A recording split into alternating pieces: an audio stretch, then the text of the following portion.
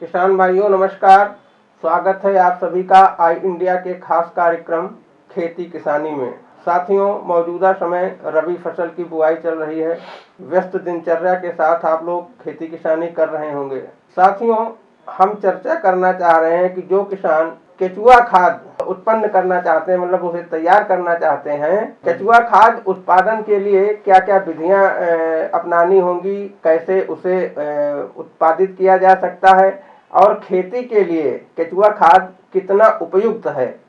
इसके अलावा केचुआ खाद यदि उत्पादित करते हैं किसान तो उसे अतिरिक्त व्यवसाय के रूप में भी बिक्री कर सकते हैं, यानी उसकी उपज करके वो अच्छा मुनाफा कमा सकते हैं। ऐसी तमाम चर्चा हम करेंगे अपने खास मेहमान कृषि विज्ञान केंद्र कटिया के वैज्ञानिक डॉक्टर दयाशंकर श्रीवास्तव जी से। हमारे साथ मौजूद हैं, आइए मुखातिब होते हैं डॉक्टर श्रीवास्तव जी से। डॉक्टर साहब नमस्कार।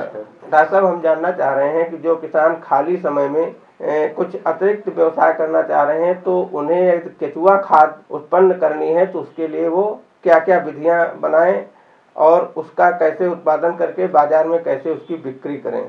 जी बिल्कुल। किसान साथियों, यदि आपके पास कहीं छोटी सी जगह है या कोई बाग है आपके पास या कहीं कोई घर के आसपास कोई जगह पड़ी हुई है, तो मैं आपसे एक अनुरोध करना चाहूँगा कि निश्चित तौर पे आप केचुआ खाद उत्पादन की ओर आगे बढ़ें।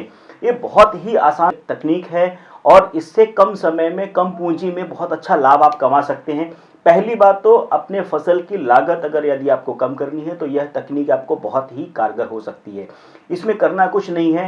आपको जानवर, आपका जो गोबर है उसको, गोबर को 20 दिन पुराने गोबर को, यानी आप गोबर को लेकर के 20 दिन के लिए ठंडा होने के लिए रख दें। जब उसमें से गर्मी निकल जाए तो उसको आपको किसी भी जगह साफ स्थान पे नीचे करके आपको बिछा देना है। और क्या करना है, इसका एक जो दायरा है, कुछ लोग क्या बोलते हैं पिट बना करके भी करते हैं, 10 बाई 2 बाई 3, यानी 10 फीट लंबा, 2 फीट 3 फीट चौड़ा और 2 फीट गहरा।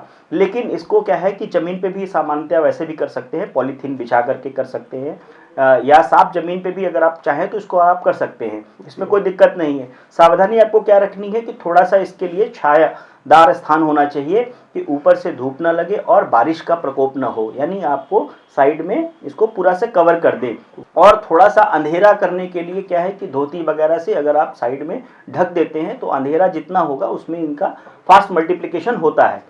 अब आप 20 दिन पुराने गोबर को एक ढेर बना करके 1 फीट ऊंचाई, अगर आप जमीन पे करते हैं पॉलीथीन बिछा करके, तो 1 फीट ऊंचा एक यू आकार का अगर ऐसे हीप बना लें और हीप के बाद लंबे से ऊपर करने के बाद बीच बीच में आप केचुए जो है आप डाल दीजिए। केचुए की मात्रा कितनी होनी चाहिए, लगभग 1 क्विंटल अगर आप कर रहे हैं तो 1 से 2 किलो भी आप डाल सकते हैं और ज़्यादा भी डाल सकते हैं। जितना आप ज़्यादा डालेंगे उतनी जल्दी ये मल्टीप्लाई करेगा।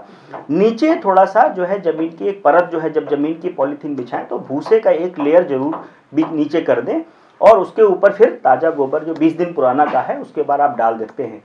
इसके बाद अंधेरा आप कर देंगे, मतलब पन्नी किसी तरीके से धोती वगैरह से इसको आप कवर कर देते हैं चारों तरफ से। अंधेरा एक माहौल, यानी आप किसी बंद कमरे में भी, अगर आपकी कॉटेज वगैरह कुटिया है वहाँ भी आप कर सकते हैं, बाग में भी आप कर सकते हैं।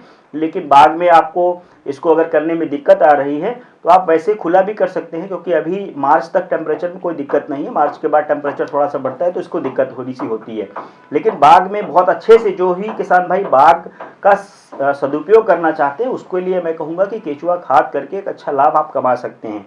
यानी आप पहले दिन में पहली बार जब आप इसमें केचुआ डाल देंगे गोबर बिछाने के बाद, तो केचुआ धीरे धीरे क्या बोलते हैं, पहली बार 90 दिन के बाद जो है ये पूरी तरीके से इसको खा करके भुरभुरा कर देगा। चाय पत्ती के तरीके से इसको पहचान क्या है कि जब इसको बनाएंगे तो लड्डू बन जाएगा, यानी नमी की प्रतिशत उतनी रहे कि जब आप लड्डू बनाएं तो पानी ना होना चाहिए। इसको छानने की प्रक्रिया है कि सिंपल छन्ने से भी कर सकते हैं और छोटी सी मशीन भी है, जैसे कि आप डाल दें पूरा उसको और चलाते जाएं स्लोअर में, तो केचुए अलग हो जाएंगे और छन्नी से केचुआ खाद अलग से निकल जाएगी। दूसरी विधि ये है कि जो ढेर आपका लगा हुआ है, यदि आप उसी में केचुआ खाद को सेपरेट करना चाहते हैं, तो चूंकि 90 दिन में केचुए की काफ़ी जनसंख्या यहाँ वृद्धि हो जाती है, उसके साइड में उसी क्योंकि जब पूरी जनसंख्या वृद्धि हो जाएगी, जब ये पूरा खा चुकेंगे तो भोजन की अनुपलब्धता हो जाएगी, यानी जो जीव है वो भोजन के प्रति भागेगा। तो उसी से सटा करके फिर 20 दिन पुराना जो गोबर है अगर आप ज्वाइंट करके उसको जोड़ देंगे तो जितने भी केचुए होंगे वो आपका धीरे धीरे करके वो माइग्रेट पूरा कर जाएंगे, यानी आपके नए ताजे गोबर में फिर से वो सारे केचुए आ जाएंगे। ये जो गोबर की खाद, जो केचुए खाद बची थी, ये आपकी फ्री हो जाएगी। थोड़ा बहुत जो केचुआ बचेगा उसको चाल करके अलग करके पुनः उसमें डाल दीजिए और ये आपकी सेपरेट हो गई। इसको आप तैयार करके बैग में भर करके आप चाहे अपने खेतों में प्रयोग करें, और इसको साथ ही साथ और अगर उपचारित और अच्छा बनाना चाहते हैं तो इसमें ही जैव उर्वरकों का आप छिड़काव कर सकते हैं। थोड़ा गुड़ का घोल डाल करके डाल दें, या जैविक कीटनाशक को भी मल्टीप्लाई कर सकते हैं, चाहे आप ट्राइकोडर्मा है या बीवेरिया है, इसको डाल करके अगर आप 15 दिन के लिए मल्टीप्लाई कर दें, उसके बाद खेत में डालें, तो खाद के साथ साथ दवाई भी आपकी, यानी कीड़ों से भी मुक्ति हो जाएगी। और ये इसका उपयोग कितना कर सकते हैं, यानी कम से कम अगर आप खेत में प्रयोग कर रहे हैं तो 4 क्विंटल बीघे के हिसाब से, यानी अगर आप एकड़ की बात करें तो सीतापुर के दृष्टिकोण से 20 क्विंटल एकड़ अगर आप खेत में प्रयोग करते हैं तो आपका जो भी फसल उत्पाद होगा वो गुणवत्तापूर्वक उत्पाद होगा। और साथ ही साथ आपके रासायनिक जो उर्वरक हैं, जो यूरिया है, आप पोटास, फास्फोरस, डीएपी डाल रहे हैं, इसमें आप कमी कर सकते हैं। पहली बार क्या बोलते हैं आप 1/3 क्या बोलते हैं कमी करिए, और साथ ही साथ धीरे धीरे करके आप इसकी मात्रा घटाते जाते हैं, और धीरे धीरे करके आप ये देखेंगे कि कुछ 2-3 वर्षों में आपका पूरी फसल लागत आपकी जो है काफ़ी कम हो जाएगी, क्योंकि रासायनिक का असर जो है, रासायनिक जो निर्भरता है वो आपकी समाप्त हो जाएगी। क्योंकि खेत में जब खेत में आप केचुआ खाद आप डालेंगे तो सूक्ष्म जीवों की सक्रियता बढ़ेगी, फसल का गुणवत्ता युक्त उत्पाद उत्पन्न होगा, और साथ ही साथ जो कीड़े और बीमारी लगने की प्रक्रिया है वो भी कम हो जाएगी। तो ये बहुत ही अच्छे जो है खेती के लिए बहुत लाभप्रद सौदा है। अगर आप व्यवसाय करना चाहते हैं तो इसको अपने बाग में 10-20 पिटे इस तरह से बना करके इसको मल्टीप्लाई करके बैग में भर करके इसको बिक्री भी कर सकते हैं। साथ ही साथ एफपीओ या अपने स्वयं सहायता समूह के माध्यम से संगठन बना करके इसको आप विपणन अगर आप करेंगे तो अच्छा लाभ भी आपको मिल सकता है। सामान्यतया जो है ये 5 रुपए किलो के हिसाब से इसको किसान भाई बेच सकते हैं, लेकिन अगर आप इसमें जो है उपचारित इसको कर दें, इसी में जो है अन्य जैव उर्वरक वगैरह या जैविक कीटनाशक अगर आप कर दें तो इसका मूल्य आप बढ़ा करके भी अच्छा लाभ इसमें पा सकते हैं। क्योंकि जब खेत में गुणवत्ता युक्त खाद जाएगी तो निश्चित तौर पे किसान को अच्छा रिजल्ट मिलेगा, और अच्छा रिजल्ट मिलेगा तो अगली बार वो खुद ही रासायनिक छोड़ करके आपकी खाद की ओर अग्रसर होगा और उसकी डिमांड करेगा।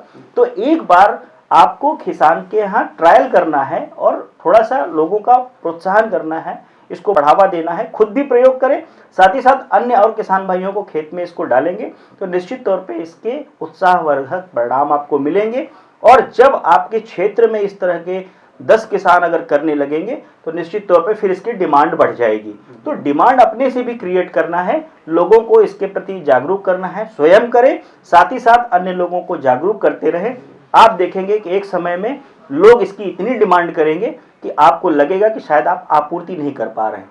तो ये कम जगह में, कम समय में, कम पैसे में, कम पूंजी में बहुत अच्छा लाभ जो है, यदि हम 1 बीघे की खेत की बात करें तो 1 बीघे खेत में अगर आप सामान्यतया अगर मैं कहूं कि पिटे बना करके यदि आप उत्पादन कर रहे हैं तो लगभग एक औसतन 4 से 5 लाख रुपए तक का केचुआ और केचुआ खाद दोनों, अगर हम दोनों की बात करें, और वर्मी वॉश अगर आप ऐड कर लें तो 1-2 लाख रुपए और समझ लीजिए कि इतना इसमें पोटेंशियल है, इतना इसमें स्कोप है, इतनी इसमें जो है मांग है कि यदि किसान भाई इसको अगर व्यवसायिक दृष्टिकोण से करें तो निश्चित तौर पे बहुत अच्छा, कम पूंजी में, कम लागत में अच्छा मुनाफा कमा सकते। तो किसान साथियों, आपने जानकारी हासिल की केचुआ खाद किस तरह से तैयार की जा सकती है और उसको बाजार में बेच करके कैसे अच्छा मुनाफा कमाया जा सकता है कम लागत में।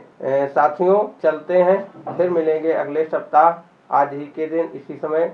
तब तक के लिए इजाजत दीजिए, नमस्कार। खबर आपकी, नजर हमारी, देखते रहिए आई इंडिया।